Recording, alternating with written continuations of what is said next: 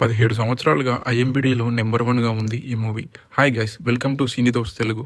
ఈరోజు నేను మీకు సజెస్ట్ చేయబోయే మూవీ ది శశాంక్ రిడెంప్షన్. ఇది 1994లో రిలీజ్ అయింది.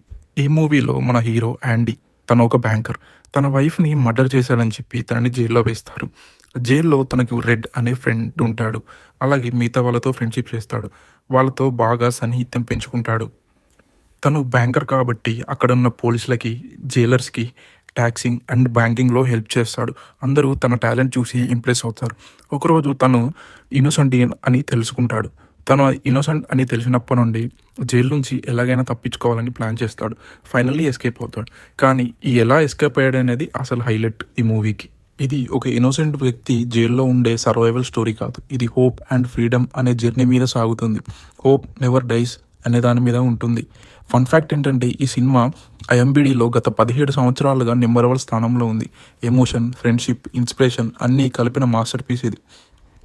చూడకపోతే ఇప్పుడే చూసేయండి ది శశాంక్ రిడెంప్షన్. ఇది అమెజాన్ ప్రైమ్లో అవైలబుల్గా ఉంది. మరిన్ని మూవీ సజెషన్స్ కోసం సినీ దోస్త్ తెలుగు